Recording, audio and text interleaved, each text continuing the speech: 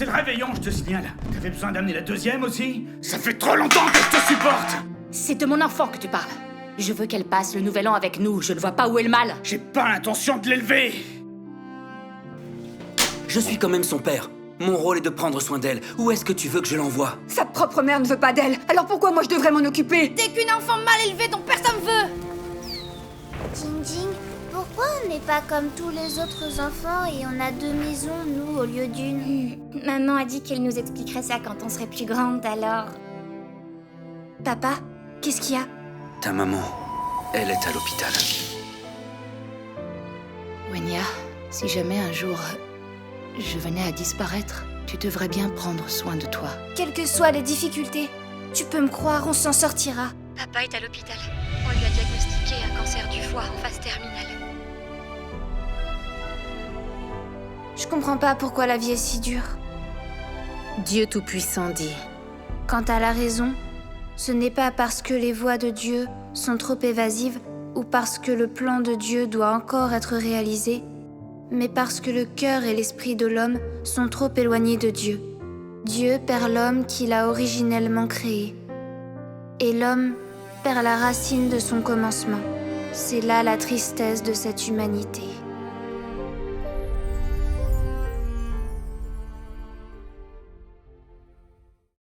Huizen, il faut que tu prennes du recul. La vie est faite de hauts et de bas et on traverse tous des épreuves. Tu en connais des gens dont la vie est un long fleuve tranquille. Malheureusement, on ne peut jamais savoir à quel genre de difficulté on va être confronté. Tu es d'accord avec moi? Wenya, te revoilà. Regarde qui est passé nous voir. Xingming, Ji, Ah, Wenya, Wenya. ça va bien? qu'est-ce qui vous amène? Comment vas-tu? Tu vas bien? Tu veux qu'on t'aide? Ah, je veux bien. Je viens juste d'acheter des fruits. Je vais aller nous préparer un petit Oui, encas. d'accord. On n'a qu'à aller discuter dans le salon. Ça va? Tu veux un coup de main?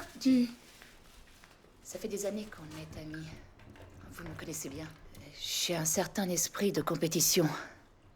Quoi que je fasse dans la vie, je ne supporte pas de rester à la traîne. Ces dernières années, pour améliorer mon train de vie et pour qu'on m'admire, j'ai vraiment tout donné pour gagner de l'argent. Jamais j'aurais cru que les choses tourneraient de cette façon.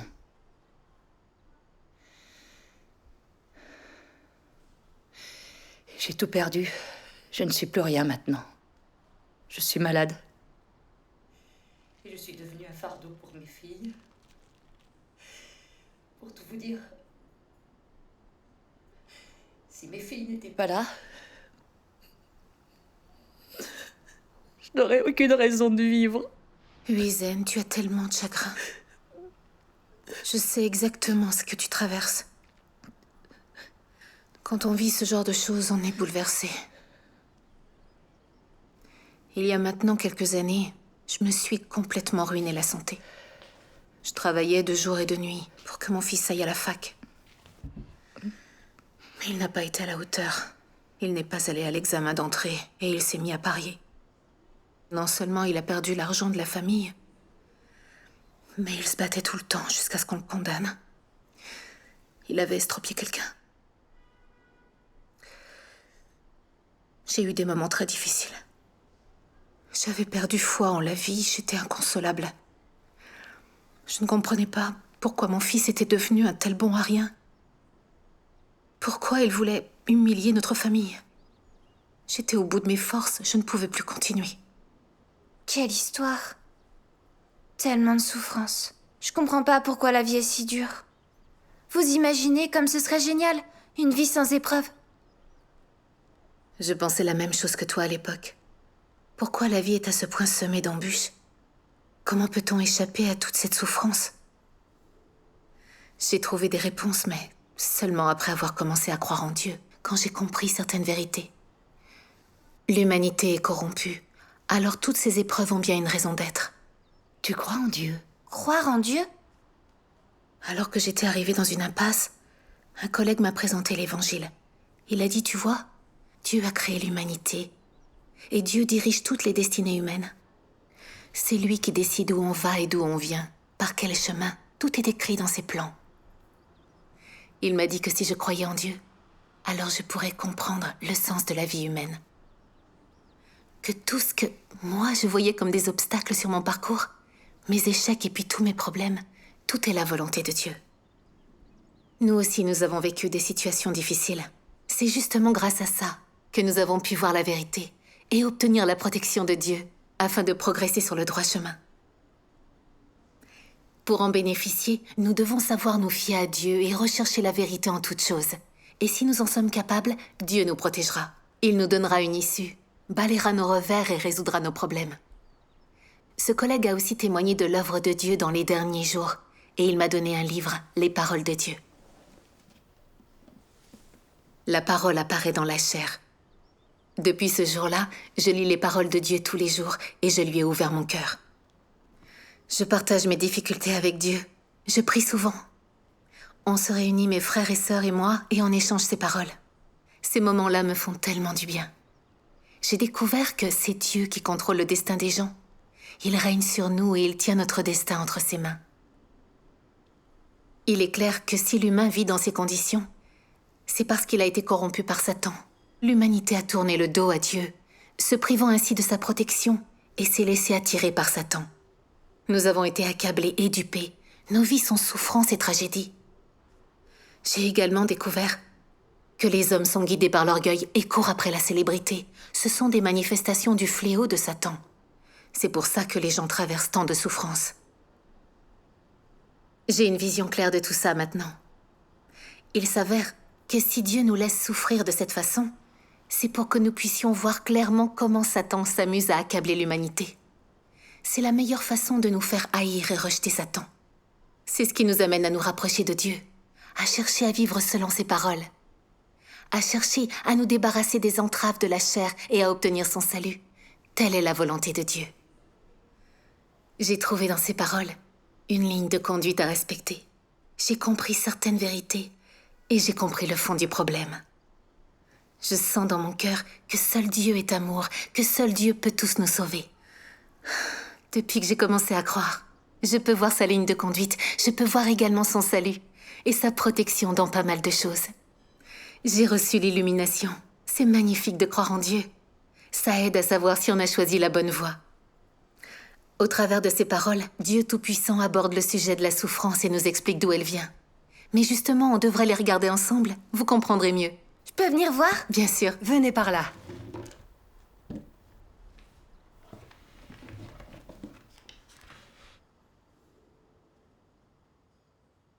Dieu Tout-Puissant dit: Adam et Ève, créés par Dieu au commencement, étaient des personnes saintes, c'est-à-dire pendant qu'ils étaient dans le jardin d'Éden, ils étaient saints, purs de souillure. Ils étaient aussi fidèles à l'Éternel et ne savaient rien de la trahison envers l'Éternel, parce qu'ils n'étaient pas dérangés par l'influence de Satan, ni par son poison, et étaient les plus purs de toute l'humanité. Ils vivaient dans le jardin d'Éden, sans souillure, libérés de la chair et dans la vénération de l'Éternel. Plus tard, quand ils ont été tentés par Satan, ils ont eu le poison du serpent et le désir de trahir l'Éternel, et ils ont vécu sous l'influence de Satan. Ses pensées étaient remplies de mal et de souillure. N'est-ce pas Satan?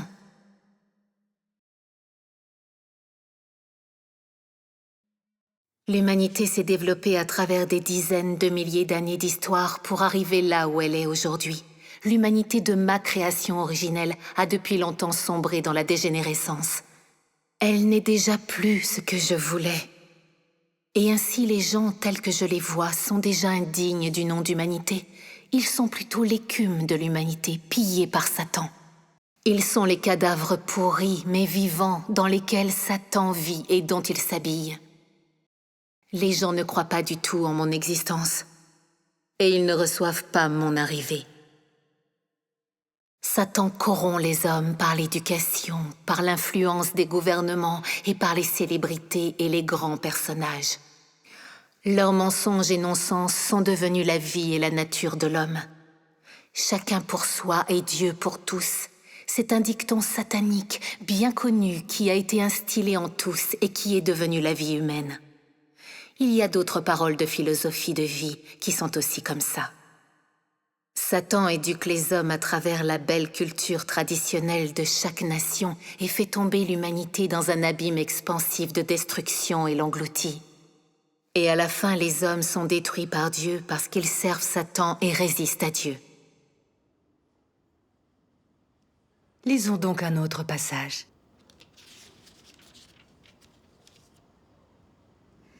Pendant de nombreuses années, les pensées sur lesquelles les gens ont compté pour leur survie ont rongé leur cœur au point qu'ils sont devenus traîtres, lâches et méprisables. Non seulement ils manquent de volonté et de détermination, mais ils sont aussi devenus cupides et arrogants. Ils manquent de détermination qui transcende le soi, et plus encore, ils n'ont pas de courage pour ébranler les restrictions de ces influences sombres. Les pensées, tout comme la vie des gens, sont pourries. Leurs perspectives sur la foi en Dieu sont encore insupportablement laides.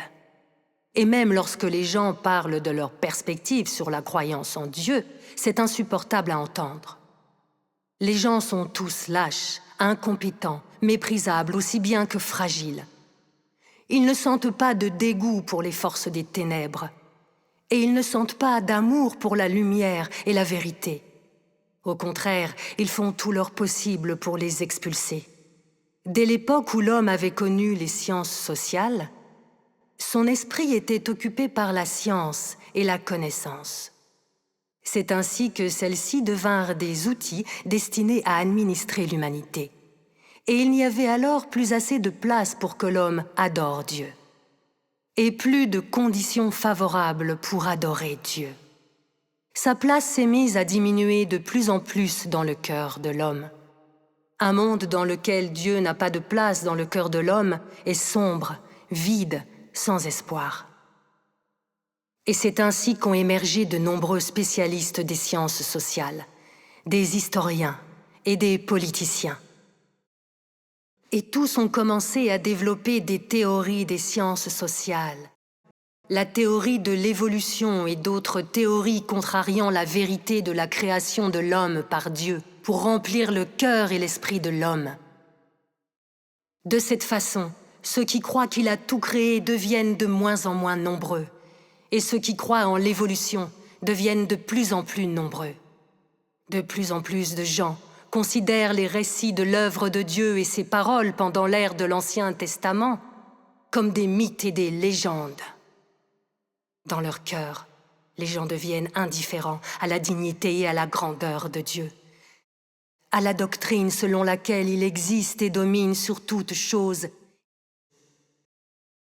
La survie de l'humanité et le destin des pays ne sont plus importants pour eux. L'homme vit dans un monde vide, qui ne se préoccupe que de manger, boire et de rechercher du plaisir. Wenya, tiens, c'est ton tour. Ah, ok.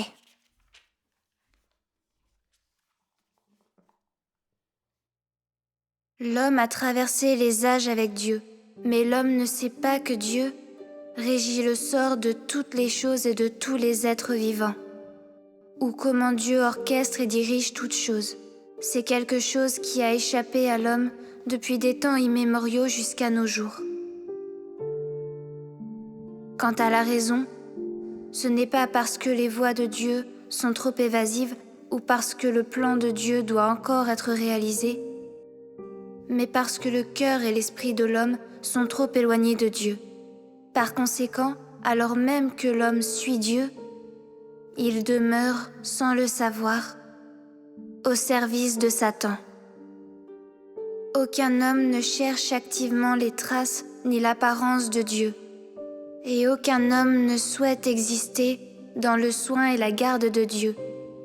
Ils sont prêts à compter sur la corrosivité de Satan et du mal afin de s'adapter à ce monde et aux règles de vie que suit l'humanité méchante.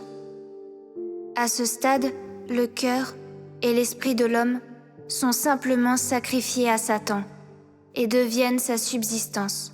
En outre, le cœur et l'esprit humain deviennent un lieu dans lequel Satan peut résider et un terrain de jeu approprié pour lui.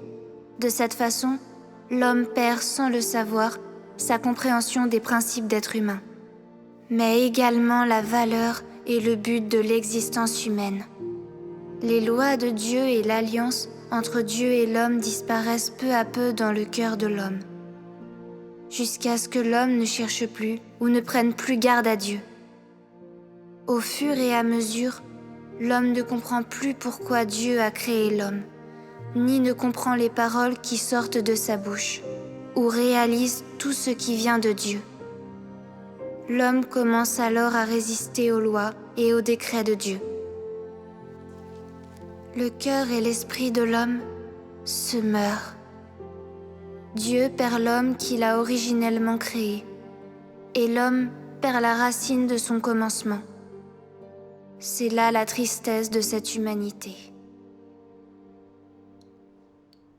Les paroles de Dieu Tout-Puissant. Alors, qu'est-ce que ça vous fait? Ce sont des paroles vraiment très profondes. Je n'avais jamais rien entendu de pareil. Est-ce que tu peux nous en dire plus? Ce qui explique pourquoi le monde est si mauvais, qui explique également toute cette dépravation, et pourquoi nos vies sont si pleines de souffrances. C'est essentiellement cette profonde corruption de l'humanité par Satan. Les paroles de Dieu Tout-Puissant sont claires à ce sujet. C'est uniquement après avoir subi ces souffrances que l'on a la possibilité de ressentir les ténèbres, de voir la corruption de l'homme, de sentir le besoin du salut de Dieu. Pendant des milliers d'années, Satan s'est servi du matérialisme, de l'athéisme ou encore du darwinisme, et de beaucoup d'autres hérésies, pour tromper le cœur des gens. Il a utilisé toutes sortes de démons et de personnalités du monde pour arriver à convaincre les gens. Des mensonges comme « la plus sûre des valeurs est l'individualisme »,« l'argent est la récompense de l'homme »,« il n'y a pas de Dieu », pas non plus de sauveur. Chacun tient son destin entre ses mains. On est tous maîtres de nos vies. Ou bien alors l'homme meurt pour l'argent, l'oiseau pour la nourriture. Ceux qui travaillent avec leur esprit gouvernent les autres, et ceux qui travaillent avec leur corps sont gouvernés par d'autres. Toutes ces idées sont des poisons de Satan. Les gens s'y fient. Ils les considèrent comme des principes, ou comme des vérités auxquelles on peut croire. Tous ces gens, ils sont arrogants et imbus d'eux-mêmes. Ils sont tellement sûrs d'eux, ils n'écoutent personne. Ils sont égoïstes, malhonnêtes et ils trichent. Ils sont bourrés de mensonges et ils se font tant de mal les uns les autres. Résultat, ils n'ont personne à qui ils peuvent se fier. Ils n'ont pas de relation véritable. Ils érigent des murs entre eux pour ne surtout pas se mêler. Ils sont sur leur garde en permanence. Les gens n'arrivent simplement pas à s'entendre. Il en faut tellement peu pour se faire tout plein d'ennemis. Est-ce que vous n'êtes pas d'accord? Entièrement d'accord. Où est passée l'humanité? Et qu'est-ce que ça met en évidence? Que les gens sont vraiment corrompus. Et qu'ils sont très malfaisants. Tous les hommes révèrent l'argent et le pouvoir. La pauvreté est le pire des honneurs. Vertu et sens moral sont dépassés. C'est fou de les regarder se battre comme des chiens pour l'argent et comploter pour le prestige.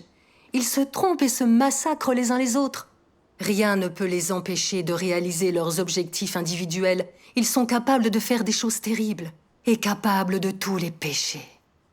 Même entre parents et enfants, entre mari et femme, on peut voir de la tromperie, de l'exploitation et de la trahison. Chacun s'occupe de son intérêt. Et tout ce monde est dépourvu de la plus élémentaire conscience. Tout ça est tellement vrai. Plus personne n'a de conscience. Et il nous est impossible de ne pas nous méfier. Impossible de savoir à quel moment on va se faire duper. La vie est vraiment épuisante. Pas étonnant que nos vies soient douloureuses dans un monde si malfaisant et corrompu. Le contraire m'étonnerait.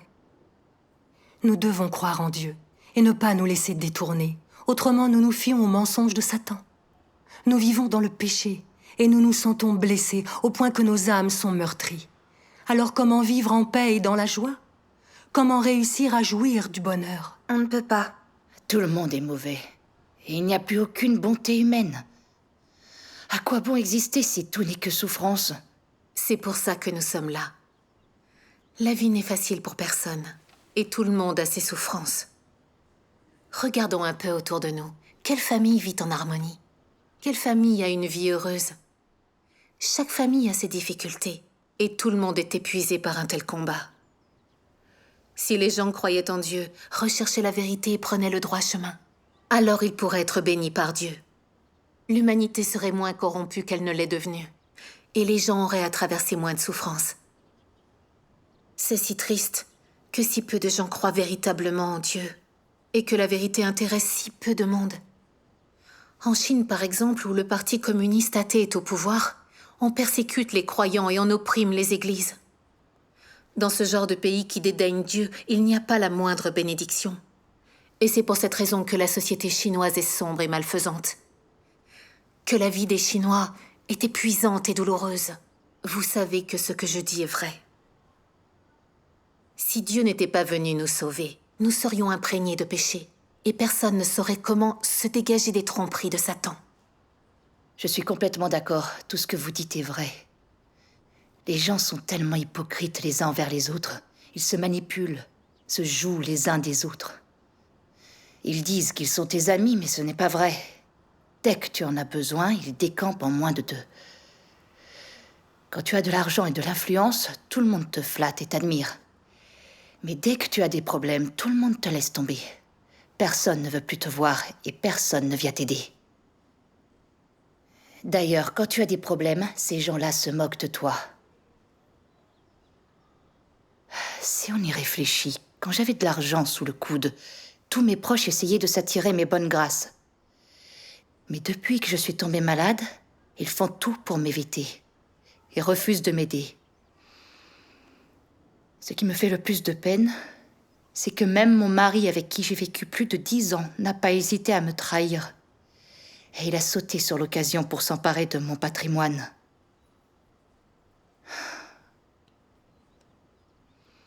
Je le sais, je le vois clairement. Les relations sociales ne sont que des échanges d'argent, des échanges d'intérêts. Elles sont dépourvues de sentiments. Il ne faut surtout pas s'y fier. Le plus triste, c'est que l'amour, ce n'est qu'un piège. C'est l'enfer sur Terre.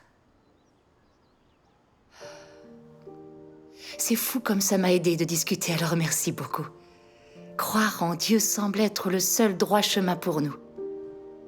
Quand on se prive de la protection de Dieu, on s'expose à une vie remplie de difficultés. S'écarter de Dieu engendre bien trop de souffrances.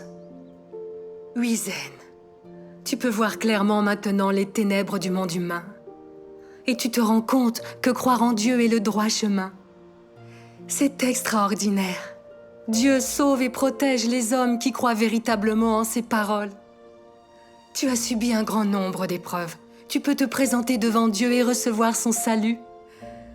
Quelle joie! Et c'est une bénédiction déguisée.